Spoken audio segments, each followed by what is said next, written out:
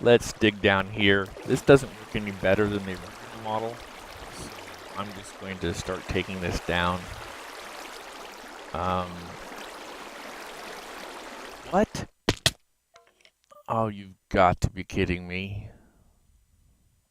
Really?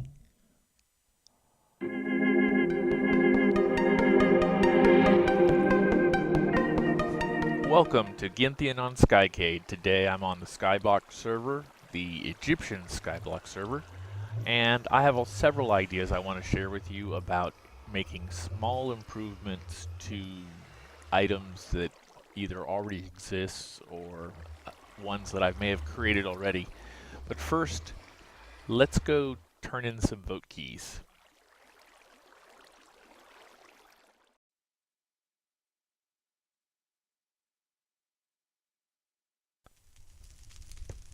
Let's just go down to the chests, or crates, whatever you call them.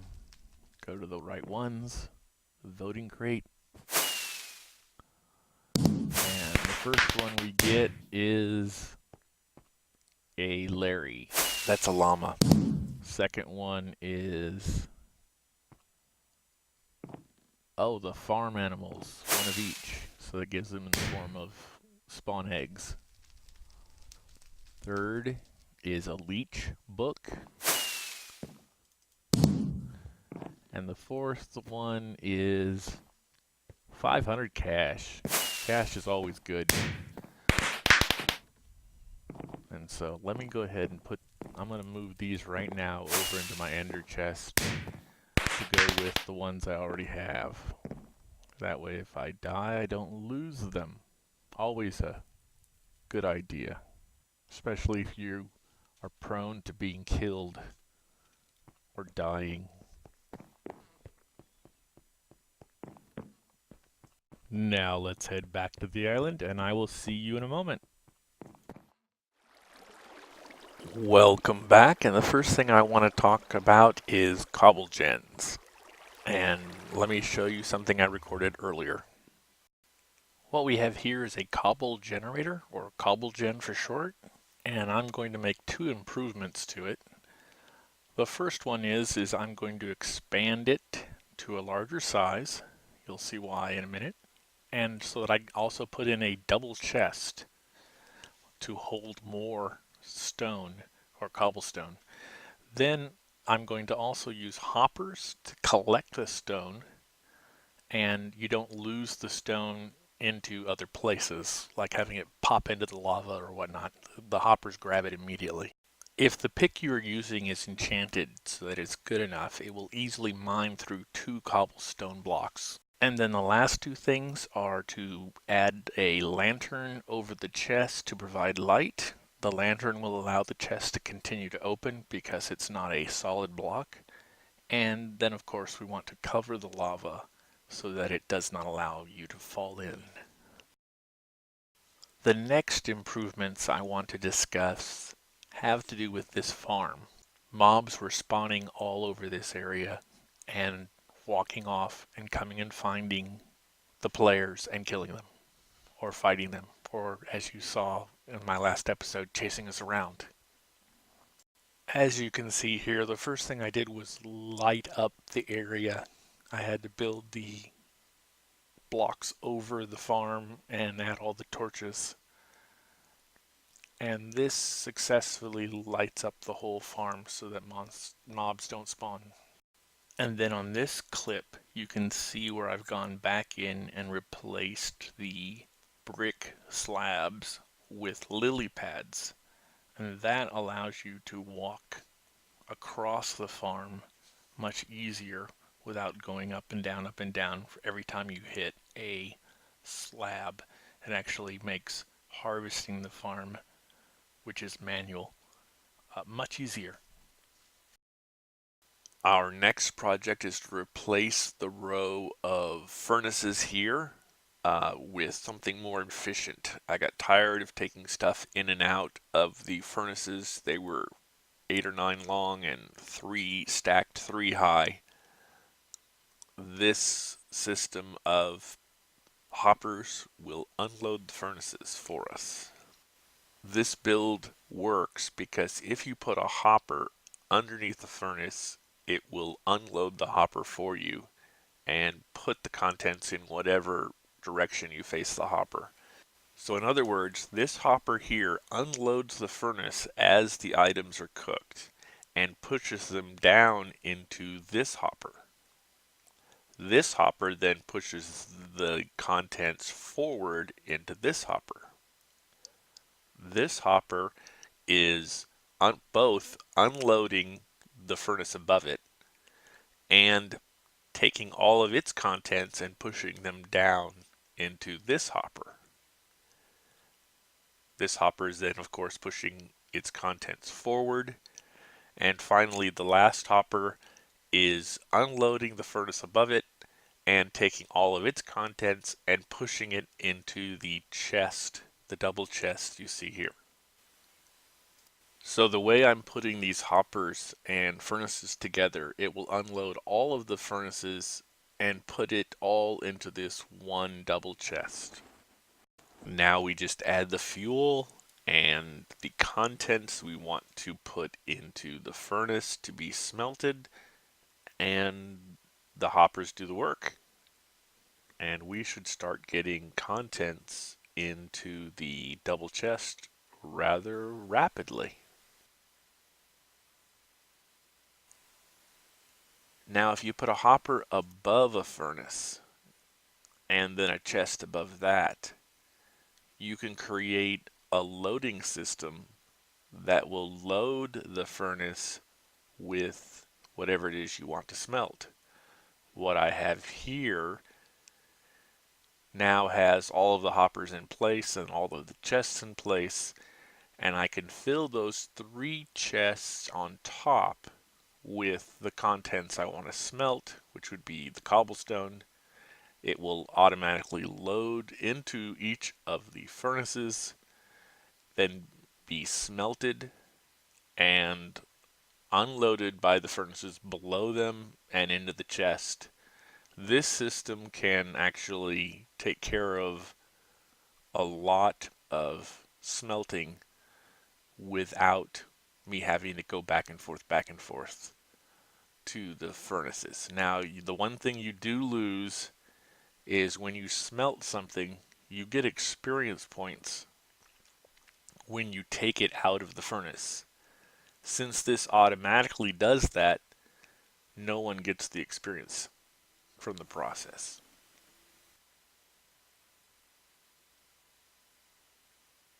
This is a mob farm.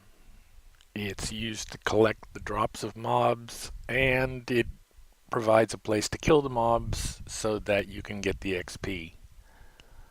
It has some efficiency issues, which I would like to try and fix. I'm not sure I will be able to. This part down here at the bottom is where you can stand to collect and kill the mobs. Let's look inside. Inside is just a simple 4 platforms, and the mobs will see those spaces where the trapdoors are as solid blocks. And when they try to walk onto those areas, they'll fall into the water, and the water takes them down.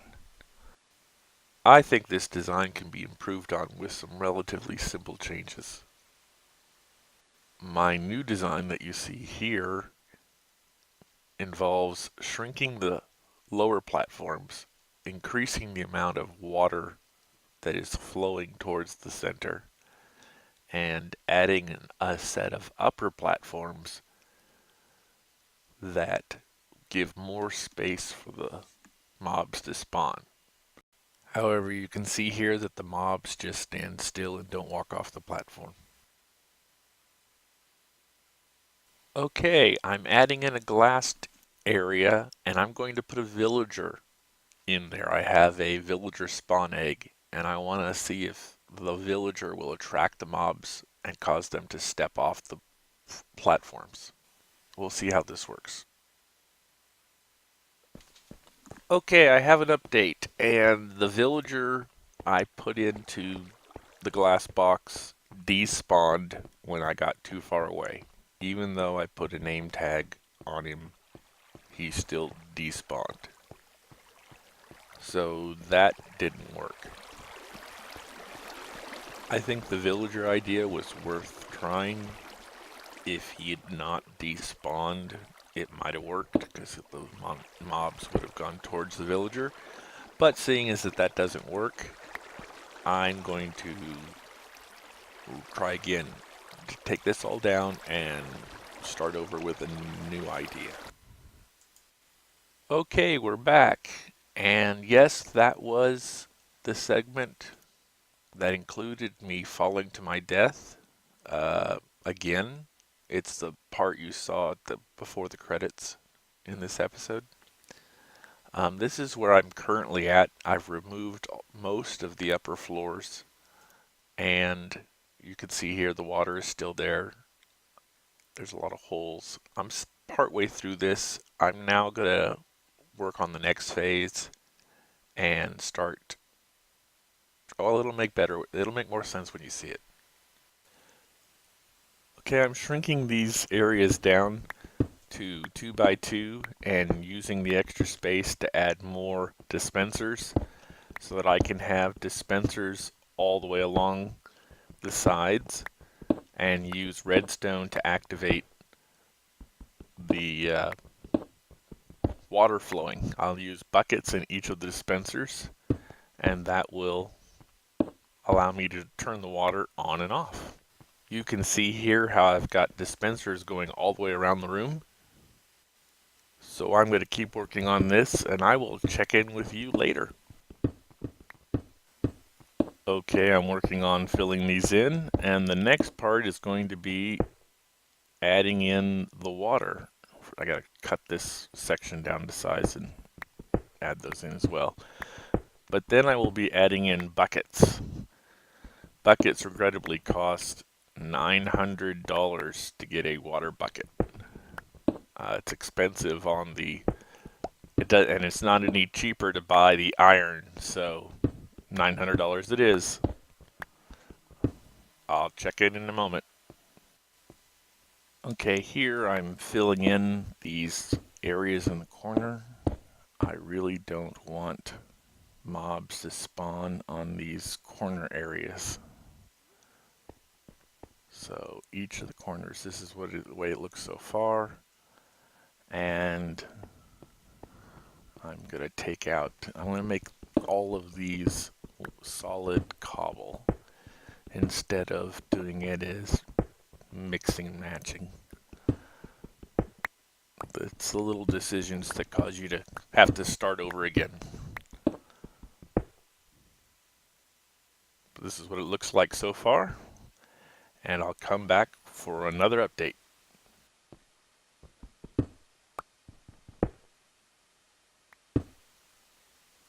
I actually had to go get more cobble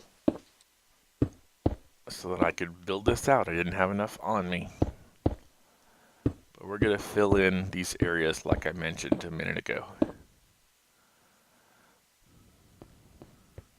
I can teleport down, but I still have to walk up the stairs to get back up here. So it takes a little while to go back and forth.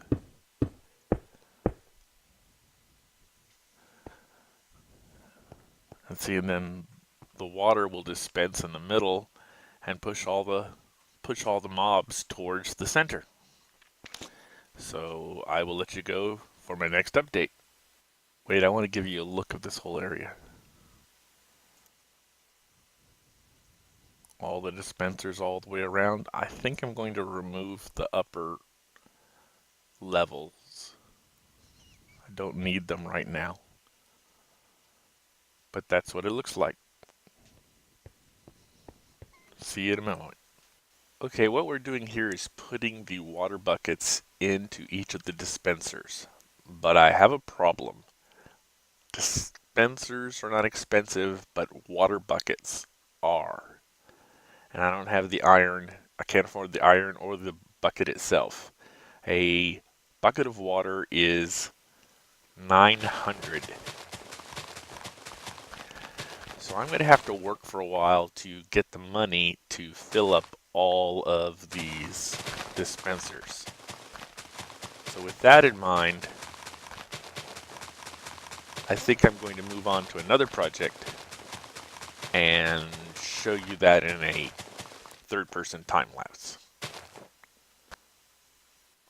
So what I want to start working on is creating a new space out beyond the island and creating essentially more island. I want to start getting some stone together. Actually not stone, well stone. Let's turn the stone into stone blocks. Turn the stone blocks into stone block slabs. And then I can go out and start laying down the ground, so to speak, to increase the size of the island. And let's go ahead and start that time lapse.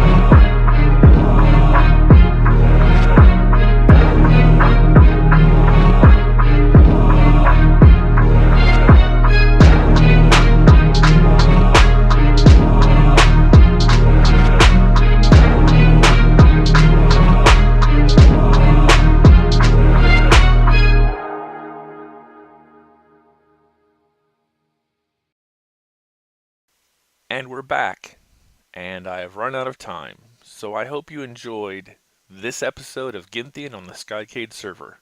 If you did, please hit the like button, and thank you for your support. If you like the channel, please subscribe. Thanks you for watching, and goodbye.